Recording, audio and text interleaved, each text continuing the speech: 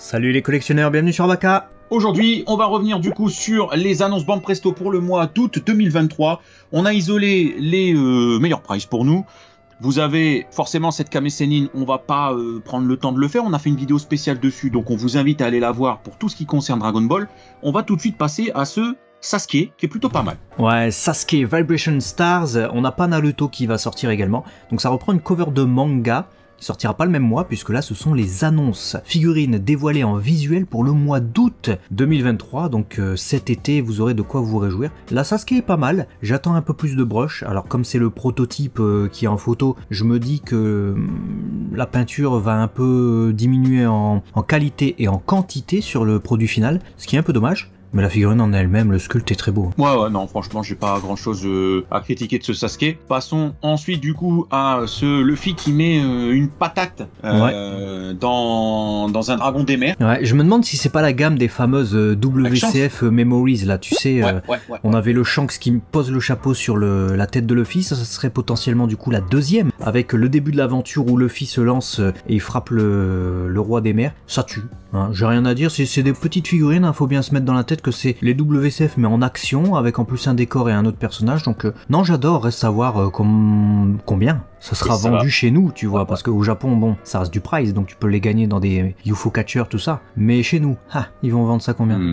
Je sais pas, mais en tout cas ça peut dégommer parce que si vraiment, quand on voit l'espacement entre la Shanks et celle-là en termes de temps dans l'univers de One Piece, tu te dis s'ils sont vraiment partis pour prendre les scènes phares depuis le début, on peut partir sur une très très longue série et ça peut dégommer sa mère in fine. Donc espérons que ce soit, comme tu dis, pas trop cher. Et du coup j'ai de l'attente, hein, parce qu'il y a des scènes vraiment marquantes au début de One Piece et j'ai envie de voir ça, notamment Luffy tasquetté ou encore le moment où il va sauver Zoro qui est sur sa croix, là moi je dis ça peut être bien. On a également pour les fans de Kimetsu no Yaiba une petite Q-Posket qui va accompagner la sortie de la nouvelle saison, c'est Mitsuri Kanonji, elle est sympathique. Démarcation dans les cheveux, c'est dommage, mais sinon ça va. Ouais, c'est une V2, hein, une deuxième version de cette Kanonji, donc vous nous direz laquelle vous préférez. Et on va passer à une gamme qu'on adore. Voilà, pas moins de 3 séries cumulées à vous présenter avec, pour débuter, WCF du coup, de Naruto Shippuden plutôt même. Qu'est-ce que t'en penses? Naruto, première série, hein. Naruto avec Sasuke, Sakura, c'est la team du début. On a Minato, on sait pas trop ce qu'il fout là, du coup, puisque c'est vrai qu'il est pas trop en action à cette époque-là, mais on a Jiraiya, une série vraiment sympathique. Après, moi, je vous l'ai dit, si vous connaissez un peu mes goûts, c'est vrai que les personnages en train de sauter en l'air qui nécessitent une petite tige en forme de L qui va se visser dans leur fondement, c'est pas ce que je préfère. Maintenant, on a des persos dans des situations qui sont peu faites en petites figurines et c'est original. Ouais, moi j'aime beaucoup. On passe du coup à cette série de Tokyo Revengers. Tokyo Revengers. On retrouve du coup Mikey, Draken, Pachin, je crois que c'est ça. Ouais, c'est ça. Pachin, moi. Et puis on a Takemichi Civil Mode. C'est ça, avec ses petites chaussures là. Chaussures, etc. Et Shina. Voilà, ça claque. C'est bien. Bah ça claque, Pachin et Hina, je pense que c'est les premières figurines de ces deux-là. J'en ai pas vu d'autres, ou alors je les ai loupées. Mikey, Draken, on commence à avoir l'habitude de les voir. Takemichi en mode casual, pourquoi pas.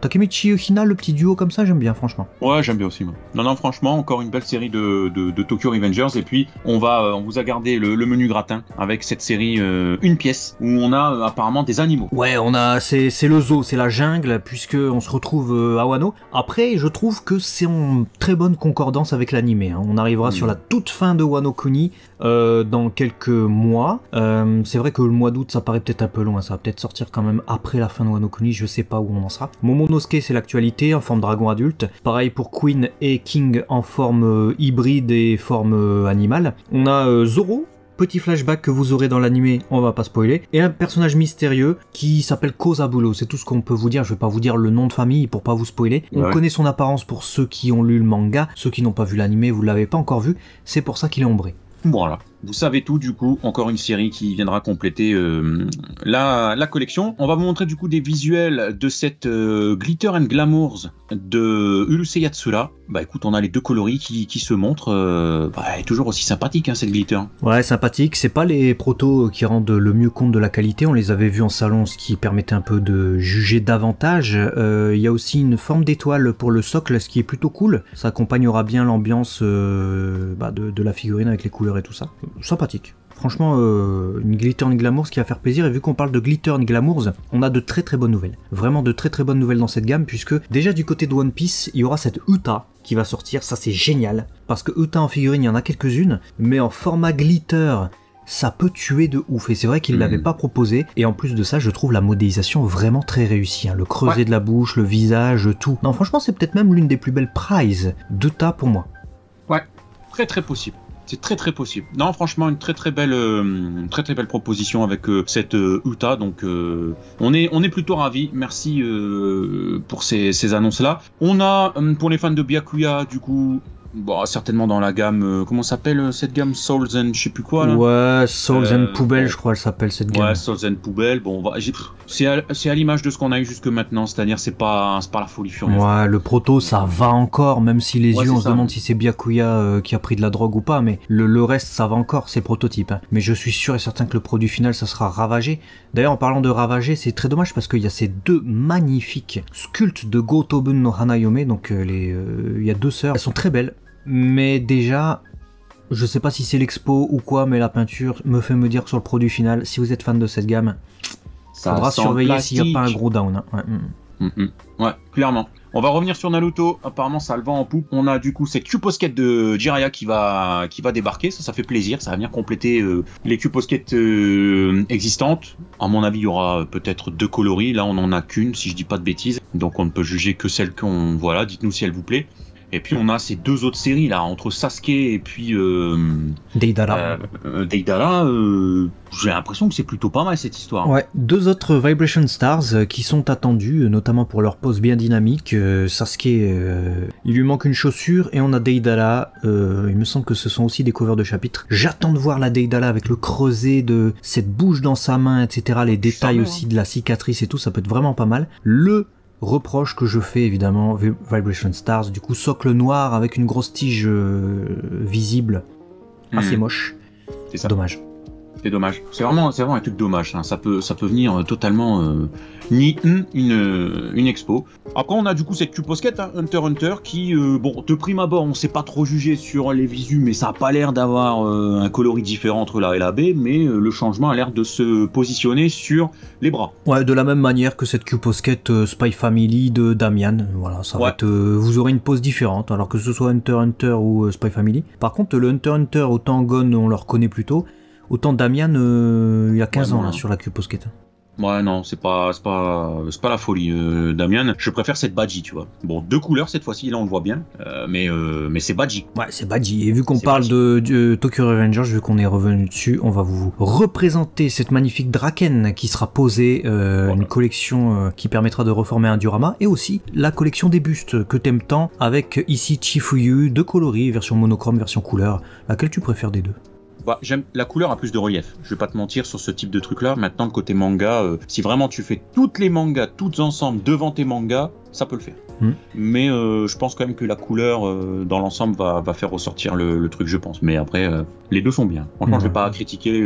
Les 2 propositions sont plutôt sympas. Passons du coup à une autre licence du moment qui va redébarquer sous peu, Demon Slayer. Voilà.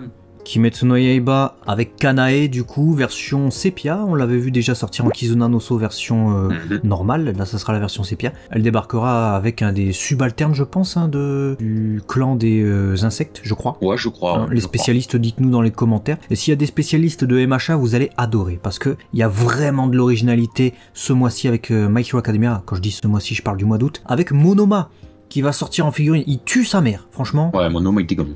Comme ce Monoma. Franchement, c'est Monoma. C'est monomaniaque. Il est monomaniaque, on l'a vu comme ça dans cette position et s'exprimer. Je crois que c'était le meilleur truc à faire pour Monoma. Ouais, on a aussi Kirishima. Moins original, mais toujours sympathique. On espère qu'il y aura de la peinture bien. Denji, j'adore la pose, très bon choix. Le sculpte est vraiment pas mal. La toga, le sculpte tue sa mère. On espère qu'il n'y aura pas de perte sur le produit final. Et on souligne aussi la présence d'un visage additionnel pour du prize. C'est quand même notable, hein, c'est pas tous les jours. tout à fait.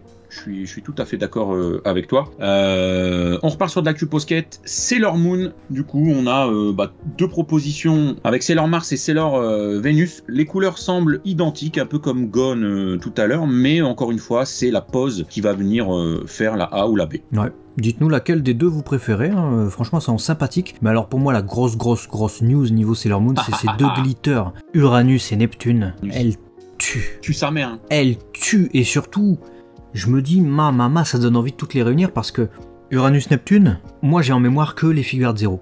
Et ils les avaient fait avec des cheveux un peu, tu sais, métallique pearl, un peu comme les Blood of Cyan avec leurs cheveux métal là. Du coup, pour les avoir, ces personnages c'était un peu compliqué, sortent très peu en figurines. Et là, on a enfin de belles figurines qui respectent le caractère design des personnages.